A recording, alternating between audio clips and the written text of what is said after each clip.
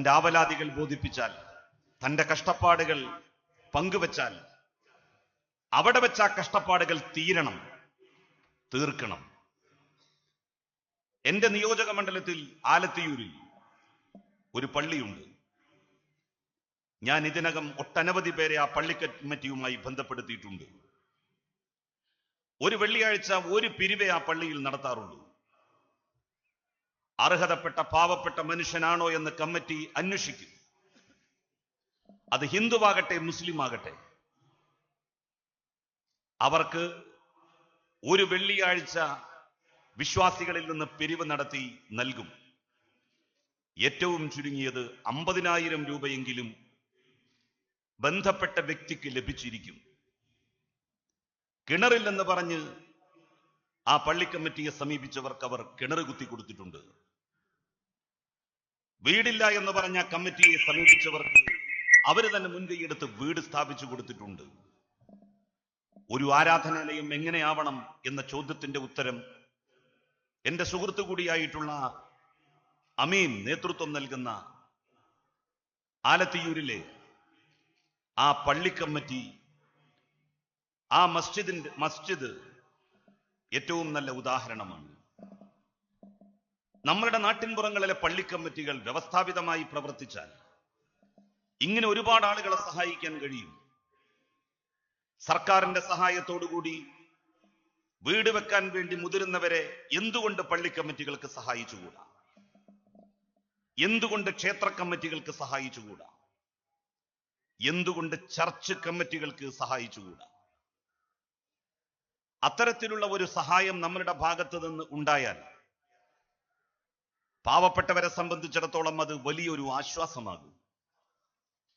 അങ്ങനെയാണ് നമ്മൾ നാട്ടിൽ മതവിശ്വാസികളെ സംബന്ധിച്ച് നിലനിൽക്കുന്ന തെറ്റിദ്ധാരണകൾ മാറ്റേണ്ടത്. നമ്മൾ വിശ്വാസികളാണ് എന്ന് നാട് പറയേണ്ടത്, ആളുകൾ പറയേണ്ടത് നമ്മളുടെ വേഷഭൂഷാദി നോക്കിയിട്ടല്ല, നമ്മളുടെ താടി നോക്കിയിട്ടല്ല, നമ്മളുടെ തൊപ്പി നോക്കിയിട്ടല്ല, തലപ്പാവ് നോക്കിയിട്ടല്ല.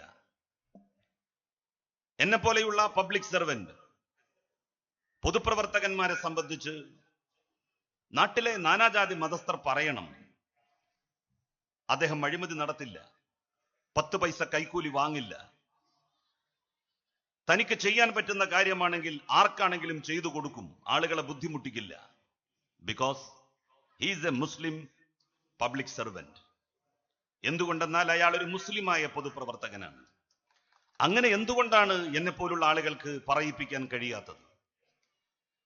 ഒരു സർക്കാർ ഉദ്യോഗസ്ഥനായ മുസ്ലിം തിരിച്ചറിയപ്പെടേണ്ടത് അയാളെക്കുറിച്ച് നാട്ടുകാർ പറയണം. അയാളുടെ അടുത്ത് ചെന്നാൽ ഒറ്റ പ്രാവശ്യം നടന്ന് കാര്യം പറഞ്ഞാൽ മതി. ചെയ്തു തരാൻ കഴിയുന്ന കാര്യമാണെങ്കിൽ, മനുഷ്യ സാധ്യമാണെങ്കിൽ അയാൾ അത് ചെയ്തു തന്നിരിക്കും. ഒരു കാലിച്ചായ പോലും അതിന് പ്രതിഫലമായി അയാൾ പറ്റില്ല. Because he is a Muslim employee. അദ്ദേഹം മുസ്ലിമായ ഒരു സർക്കാർ ഉദ്യോഗസ്ഥനാണ്. ഒരു കച്ചവടക്കാരനായ മുസ്ലിം വലിയ താടി വെച്ച് തുപ്പി വെച്ചിട്ട് തന്റെ സ്ഥാപനത്തിൽ പോയി ഇരുന്നിട്ടല്ല താനൊരു മുസ്ലിമാണ് എന്ന മാലോകരെ അറിയിക്കേണ്ടത്. ആ കച്ചവട സ്ഥാപനത്തെക്കുറിച്ചും കച്ചവടക്കാരനെ കുറിച്ചും നാട്ടുകാർ പറയണം, നമുക്ക് ആ കടയിൽ പോയി സാധനങ്ങൾ വാങ്ങാം. 3rd ക്വാളിറ്റി സാധനം 1ാം ക്വാളിറ്റി സാധനമാണെന്ന് പറഞ്ഞ് അയാൾ നമ്മളെ പറ്റിക്കില്ല. മിതമായ ലാഭമേ അയാൾ എടുക്കൂ. വിശ്വസിച്ച് സാധനങ്ങൾ ആ കടയിൽ നിന്ന് വാങ്ങാം. Because he is a Muslim merchant. അദ്ദേഹം ഒരു മുസ്ലിമായ കച്ചവടക്കാരനാണ്. അങ്ങനെ നമ്മളിൽ എത്ര പേർ നമ്മളെക്കുറിച്ച് പറയിപ്പിക്കുന്നുണ്ട്? ഒരു ഡോക്ടർ, എനിക്ക് പലപ്പോഴും തോന്നിയിട്ടുണ്ട്, ശാസ്ത്ര സാഹിത്യ പരിഷത്തിന്റെ പ്രസിഡന്റ് ആയിട്ടുള്ള ഡോക്ടർ ബി ഇക്ബാൽ, അദ്ദേഹം ഒരു വിശ്വാസിയായിരുന്നെങ്കിൽ എന്ന് ഞാൻ ആഗ്രഹിച്ചു പോയിട്ടുണ്ട്. തന്റെ ജീവിതത്തിൽ ഇന്നുവരെ 10 പൈസ സ്വകാര്യ പ്രാക്ടീസ് നടത്തി വാങ്ങാത്ത ഒരു മനുഷ്യൻ, തന്റെ സേവനം സൗജന്യമായി ജനങ്ങൾക്ക് നൽകാൻ ആഗ്രഹിക്കുന്ന ഒരാൾ. എന്തുകൊണ്ടാണ് വിശ്വാസികളുടെ കൂട്ടത്തിൽ അങ്ങനെയുള്ള ഡോക്ടർമാരെ നമുക്ക് കാണാൻ സാധിക്കാത്തത്? വിശ്വാസം നമുക്കൊരു അലങ്കാരമാണോ? അത് നമുക്ക് മേനി പറഞ്ഞ് നടക്കാനുള്ള ഒരു സംവിധാനം മാത്രമാണോ? നമ്മൾ അങ്ങനെ ധരിച്ചു വശായിരിക്കുന്നു. അതല്ല വേണ്ടത്. മറ്റുള്ളവരുടെ പ്രയാസങ്ങൾ കേൾക്കുമ്പോൾ നമ്മളുടെ ഹൃദയം പിടയുന്നില്ല എങ്കിൽ നമ്മൾ ഓർക്കുക, വിശ്വാസിയാകാൻ ഇനിയും ഒരുപാട് കാതം നാം യാത്ര ചെയ്യേണ്ടതുണ്ട് എന്ന്. നമ്മളുടെ അയൽപക്കത്തുള്ളവരുടെ, നാട്ടുകാരുടെ ദുരിതങ്ങളും കഷ്ടപ്പാടുകളും കാണുമ്പോൾ നമ്മളുടെ കണ്ണുകൾ സജലങ്ങളാകുന്നില്ല എങ്കിൽ മുഹമ്മദ് നബിയുടെ അനുയായിയാകാൻ ഇനിയും എത്രയോ ദൂരം അയാൾ യാത്ര ചെയ്യേണ്ടതുണ്ട്. വിശ്വാസിയുടെ അടയാളം കരുണാർദ്രമായ മനസ്സാണ്, അല്ലാതെ നമസ്കാരത്തഴമ്പല്ല. ആരാധനാനുഷ്ഠാനങ്ങൾ അതാർക്കും നിർവഹിക്കാം, അതിന് വലിയ പണച്ചെലവൊന്നുമില്ല. അതിന്റെ കൂടെ തന്നെ നിർബന്ധമാണ് കഷ്ടപ്പെടുന്ന, പ്രയാസപ്പെടുന്ന മനുഷ്യരെ സഹായിക്കുക എന്നുള്ളതും. നമ്മളുടെ വിശ്വാസം മാറ്റുരക്കപ്പെടേണ്ടത് സാമ്പത്തിക കാര്യങ്ങളിൽ നമ്മൾ പുലർത്തുന്ന സത്യസന്ധതയുമായിട്ടാണ്. 10 പൈസ വേണ്ടെന്ന് വെക്കാൻ നമ്മളിലെ വിശ്വാസി എപ്പോഴെങ്കിലും നമ്മളെ പ്രചോദിപ്പിക്കുന്നു എങ്കിൽ തീർച്ചയായും ആ വിശ്വാസമാണ് യഥാർത്ഥത്തിലുള്ള വിശ്വാസം.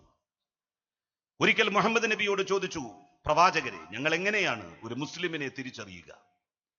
പ്രവാചകൻ പറഞ്ഞത് അയാൾ നമസ്കരിക്കുന്നുണ്ടോ എന്ന് നോക്കാനല്ല, അയാൾ നോമ്പനുഷ്ഠിക്കുന്നുണ്ടോ എന്ന് നോക്കാനുമല്ല, അയാൾ ഹജ്ജ് ചെയ്തിട്ടുണ്ടോ എന്ന് അന്വേഷിക്കാനും പ്രവാചകൻ പറഞ്ഞില്ല.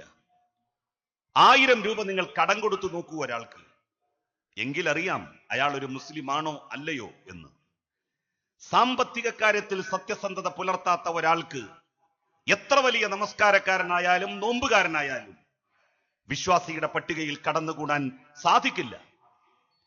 സാമ്പത്തിക കാര്യത്തിൽ വിശ്വസിക്കാൻ കഴിയുന്ന ഒരാളെ നമുക്ക് നമ്മളുടെ കുടുംബത്തെ ഏൽപ്പിച്ച് ലോകത്തിന്റെ ഏത് ദിക്കിലേക്കും പോകാം. എത്ര വർഷങ്ങൾ കഴിഞ്ഞ് നമ്മൾ തിരിച്ചെത്തിയാലും നമ്മളുടെ കുടുംബം അയാളുടെ കയ്യിൽ സുരക്ഷിതമായിട്ടുണ്ടാകും. ബാഗ്ദാദ് പട്ടണത്തിൽ നടന്ന ഒരു സംഭവം ഞാൻ സാന്ദർഭികമായി ഓർക്കുന്നു. ഇസ്ലാമിക നാഗരികത പൂത്തുലഞ്ഞു നിന്ന കാലത്ത് ബാഗ്ദാദിൽ നടന്ന ഒരു സംഭവമാണ്.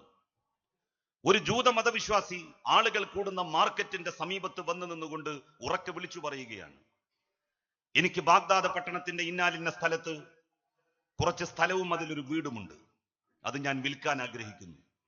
യഥാർത്ഥ വില ഇത്രയാണ്, എന്നാൽ അതിന്റെ 10 ഇരട്ടി ആരാണോ എനിക്ക് വിലയായിട്ട് നൽകുന്നത് അയാൾക്കേ ഞാനത് വിൽക്കൂ.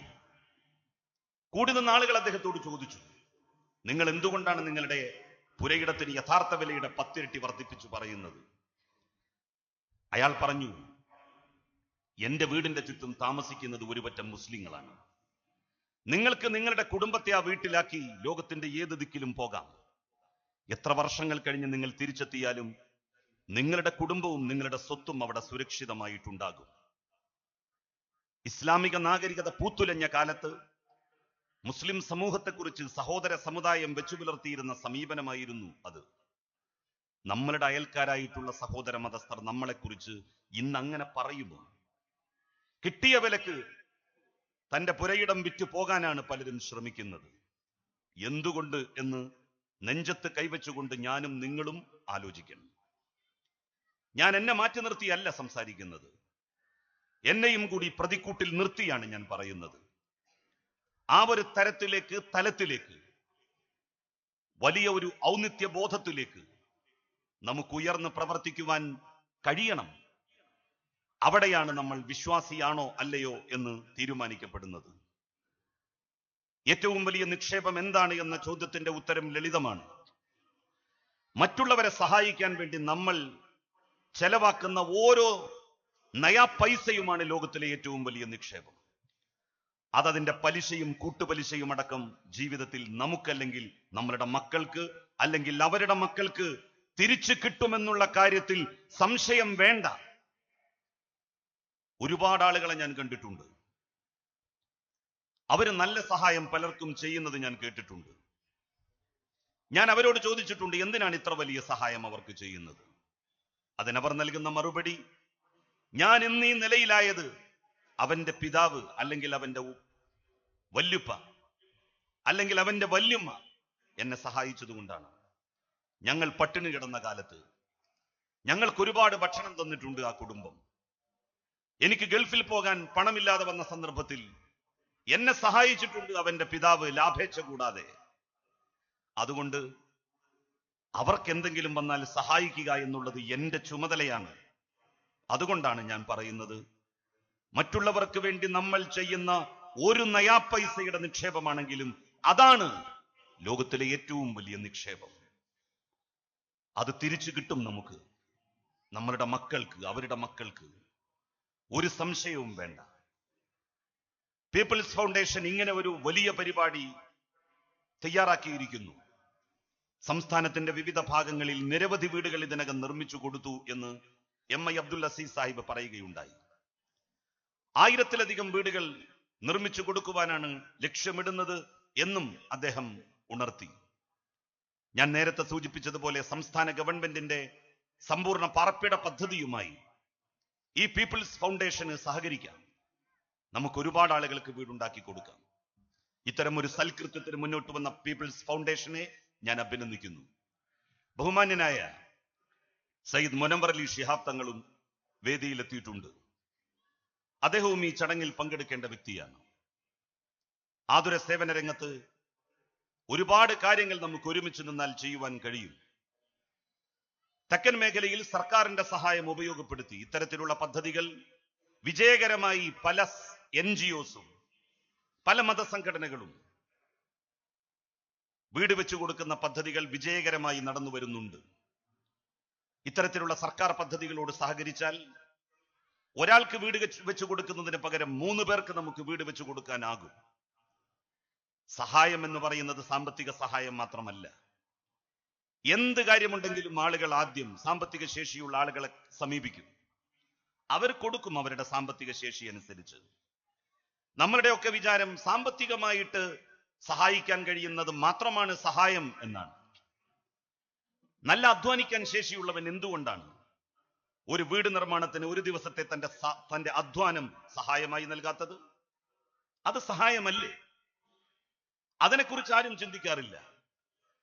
അപ്പോഴും ജോലിക്കാരെ തേടിയാണ് നമ്മൾ പോകാറ്. ഉദാരമതികളായിട്ടുള്ള ആളുകൾ അവരുടെ സാമ്പത്തികമായിട്ടുള്ള സഹായം നമുക്ക് നൽകുന്നു. നമുക്ക് ബാധ്യതയില്ലേ? സാമ്പത്തികമായി സഹായിക്കാൻ കഴിയില്ലെങ്കിൽ അധ്വാനം കൊണ്ടെങ്കിലും ഒരു ദിവസം ആ സംവിധാനത്തിൽ, പ്രക്രിയയിൽ പങ്കാളിയാവുക എന്നുള്ളത്. നാട്ടിലൊരാൾക്ക് രോഗം വന്നാൽ നമ്മൾ പിരിവെടുപ്പ് നടത്തും, നല്ലതാണ്. സാമ്പത്തിക ശേഷിയുള്ളവർ അതിന് സഹായിക്കും. അയാളെ ആശുപത്രിയിലാക്കിയാൽ അവിടെ കൂടെ നിൽക്കുന്നതിന് ഒരാളില്ലെങ്കിൽ നമ്മളുടെ സമയം നമുക്ക് കൊടുത്തുകൂടെ? നമ്മളുടെ സഹായം അതാണ്. എല്ലാവർക്കും സാമ്പത്തിക സഹായം ചെയ്യാൻ കഴിഞ്ഞുകൊള്ളണം എന്നില്ല. എന്നാൽ അധ്വാനം കൊണ്ട് സഹായിക്കാം, നമ്മളുടെ സമയം നൽകി സഹായിക്കാം. അത്തരത്തിലുള്ള സഹായങ്ങളെക്കുറിച്ചും ബോധവൽക്കരണം സമൂഹത്തിൽ നടത്തണം എന്നാണ് എനിക്ക് പറയാനുള്ളത്. സമ്പത്തിനെന്ന പോലെ അധ്വാനത്തിനും സക്കാത്തുണ്ട്, നമ്മളുടെ ആരോഗ്യത്തിന് സക്കാത്തുണ്ട്.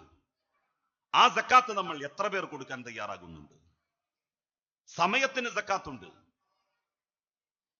സമയത്തിന്റെ സക്കാത്ത് നമ്മൾ മറ്റുള്ളവർക്ക് വേണ്ടി നമ്മളുടെ സമയം ചെലവഴിക്കുക എന്നുള്ളതാണ്.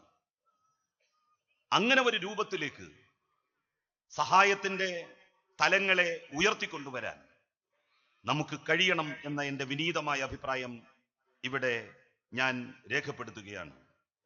പീപ്പിൾസ് വില്ലേജിന്റെ ഉദ്ഘാടനം ബഹുമാന്യനായ മുനവ്വർ അലി ശിഹാബ് തങ്ങൾ, മുസ്ലിം യൂത്ത് ലീഗിന്റെ പുതിയതായിട്ട് തെരഞ്ഞെടുക്കപ്പെട്ട പ്രസിഡന്റ്, നിർവഹിക്കും. അതുപോലെ തന്നെ മറ്റു ചടങ്ങുകളും ഇവിടെ നടക്കാനിരിക്കുന്നു. ഇത്തരമൊരു പരിപാടിക്ക് മുന്നോട്ട് വന്ന പീപ്പിൾസ് ഫൗണ്ടേഷനെ ഇതിൽ ഭാഗഭാക്കായ, ഇതിൽ പങ്കാളികളായ, സമ്പത്ത് നൽകി പങ്കാളിത്തം ഉറപ്പുവരുത്തിയ, അധ്വാനം കൊണ്ട് പങ്കാളിത്തം ഉറപ്പുവരുത്തിയ, സമയം നൽകി പങ്കാളിത്തം ഉറപ്പുവരുത്തിയ എല്ലാവരെയും അഭിനന്ദിച്ചുകൊണ്ട് അവർക്ക് ജഗന്നിയന്താവായ നാഥൻ തക്കതായ പ്രതിഫലം നൽകട്ടെ എന്ന് പ്രാർത്ഥിച്ചുകൊണ്ട് ഈ പദ്ധതിയുടെ സമർപ്പണം ഈ സായം സന്ധ്യയെ സാക്ഷിയാക്കി ഇവിടെ ഒരുമിച്ച് കൂടിയിരിക്കുന്ന നിങ്ങളുടെ എല്ലാവരുടെയും സാന്നിധ്യത്തിൽ നിർവഹിച്ചതായി പ്രഖ്യാപിച്ചുകൊണ്ട്, ബിസ്മില്ലാഹിർ റഹ്മാനിർ റഹീം എന്ന് ഉച്ചരിച്ച് നിർവഹിച്ചതായി പ്രഖ്യാപിച്ച് ഞാൻ എൻ്റെ വാക്കുകൾ അവസാനിപ്പിക്കുന്നു. നിങ്ങൾക്ക് നന്ദി. ജയ് ഹിന്ദ്. പീപ്പിൾസ് ഫൗണ്ടേഷൻ രണ്ടത്താണി ഭവന പദ്ധതി